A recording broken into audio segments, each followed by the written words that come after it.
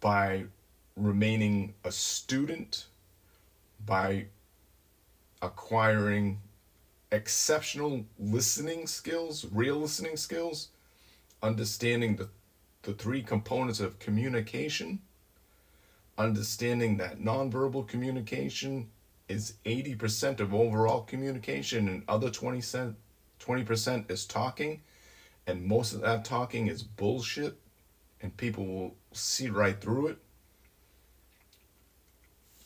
Those examples will serve the organization best.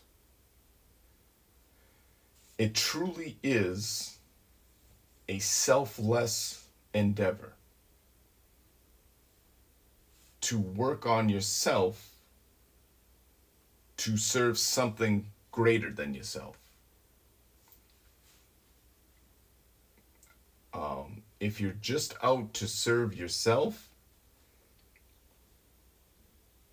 the intangible things that you lose out on, as far as credibility, respect, camaraderie,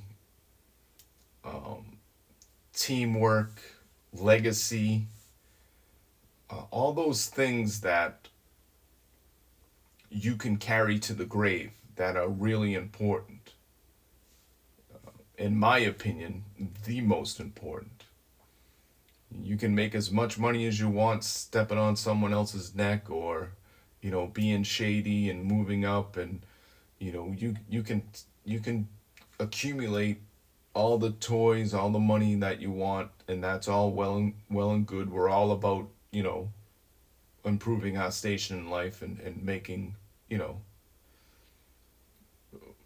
life livable and enjoyable, right? That's fine. At the end of the day, though, we can't take it with us. And I've seen enough people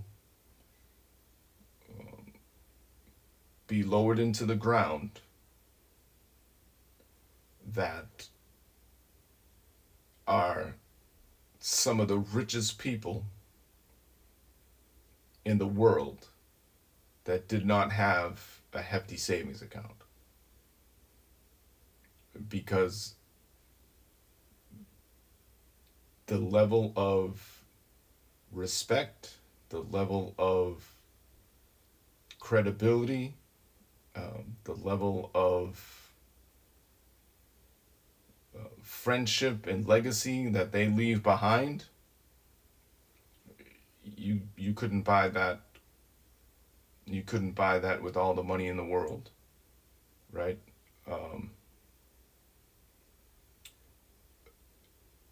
Those things to me are the most important. Those lessons that I've been fortunate enough to acquire in that industry, God willing, will serve me well for the rest of my days. I regret nothing. I'm very grateful for some excellent, very effective leaders that I learned a great deal from. I'm also very, very grateful for the shitbags and the ineffective leaders and the selfish fucks that I worked with, next to, and mired through the day-to-day nonsense. Those lessons in what not to do, how I would never want to carry myself or present myself, those lessons are just as valuable, and maybe even a touch more valuable. Seeing things day to day, and knowing within my head, and not to be insulting, because that's not the case. It's a matter of me understanding what I don't want to be, And if you want to call it judging, then by all means call it judging. I don't know of a human being on the face of the earth who hasn't put together a series of judgments to compile an opinion. It's a progression. It happens. That's what we do. It's not to say that somebody I didn't want to work with was not a good human being. They just were not an effective employee, officer, non-custody person, or whatever the case may be. They didn't have it, chose not to get it, were not led, coached, or mentored. Maybe they were set up for failure. I don't know that. Just the perspective I have on those type of people is, I didn't have no desire to be like them at all, on a professional level. In the work environment, I have no desire at all to be like them. That didn't mean that they were bad people. They were probably just doing whatever they could to provide a stable home life and to position themselves to have a better station in life for their families. That's the perspective I tried to gain, rather than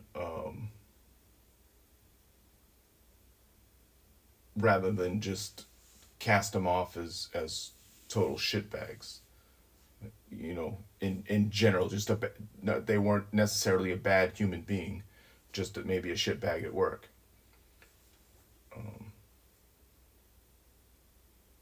Yeah, so to wrap this up,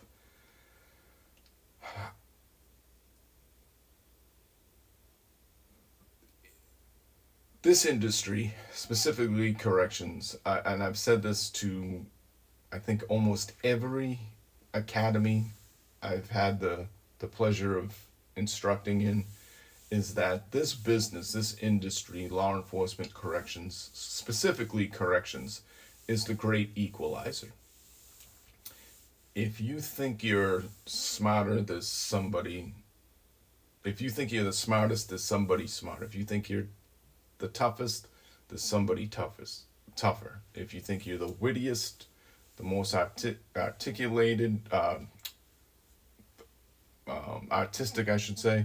If you think you're the most cunning, or you have it all figured out, or all the answers, or whatever the case may be, whatever chip you have on your shoulder, there is someone on some level within that facility or organization that will knock that chip right off. And that goes from the inmates, the detainees, to the administration, to some bosses or whatever. There's no shortage of entities that can kick that chip square off your shoulder, right? So, in closing, if you're still in that industry, and these lessons are life lessons, you can apply them anywhere.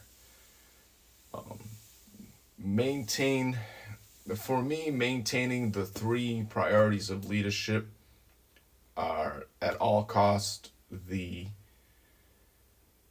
overall goal. Find out what it is, have it communicated simply and effectively to you. Take care of the team and take care of yourself, right? Humility, self-discipline, and self-control, control of self, are, in my opinion, the most effective effective approaches to doing well within corrections. The caveat is this: it may not get you promoted, it may not get you to where you want to be,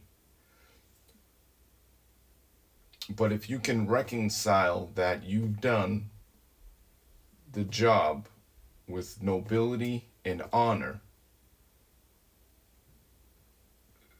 there's nobody could ever take that away from you. So anyone who is still working in corrections, I commend you. I wish you well. Understand that I put it this way: I don't believe in luck. I believe that good fortune favors the hardworking. Keep working hard. Keep working on yourself. Not every situation you can respond to. So if you have to react, make sure your training is at a level where your reactions are sharp. If you have the time, respond. So that's all I got for this podcast. We will certainly be back next week. We'll definitely be back next week with another episode. I appreciate everyone listening. If you get a chance, head over to the social media, IG, on the gram.